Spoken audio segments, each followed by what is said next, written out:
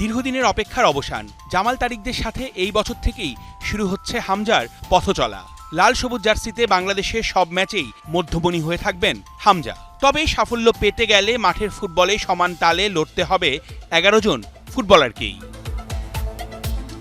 2025 সাল ছেলেদের ফুটবলে হতে যাচ্ছে গুরুত্বপূর্ণ একটা বছর।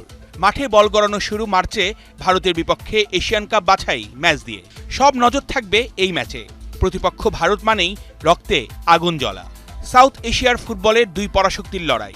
এই ম্যাচ দিয়েই বাংলাদেশের হয়ে অভিষেক হবে ইংলিশ প্রিমিয়ার লিগে খেলা হামজা চৌধুরী। গোটা বছর জুড়ে এশিয়ান কাপের 5টা ম্যাচ খেলবে জামাল, তপু, রাকিবরা, যার 3টা হোম ম্যাচ, বাকি 2টা অ্যাওয়ে। বাছাইয়ের পাশাপাশি বাফুফে উদ্যোগ নিলে একাধিক ফিফা ফ্রেন্ডলি ম্যাচ খেলারও সুযোগ রয়েছে জাতীয় দলের ফুটবলারদের। 2003 সালের পর সাফের শিরোপা জেতেনি বাংলাদেশ। এই বছর কাটবে কি শিরোপা খরা? সাফ চ্যাম্পিয়নশিপের সম্ভাব্য সময় জুন-জুলাই। বয়সভিত্তিক পর্যায়ে সাফ অনূর্ধ্ব 19 এবং এফসি অনূর্ধ্ব 23 বাছাইয়ের মতো গুরুত্বপূর্ণ টুর্নামেন্টে রয়েছে এই বছর।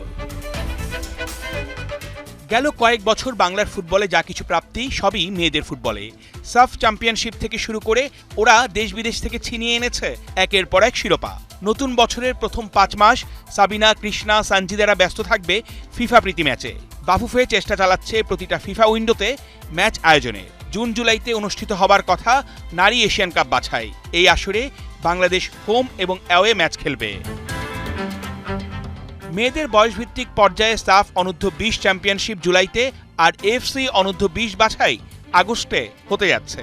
সেই সাথে সাফ চ্যাম্পিয়নশিপ এবং এফসি বাছাইয়ের জন্য তৈরি থাকতে হবে অনূর্ধ্ব 17 নারী দলকে। অর্ণব বাপি, 71।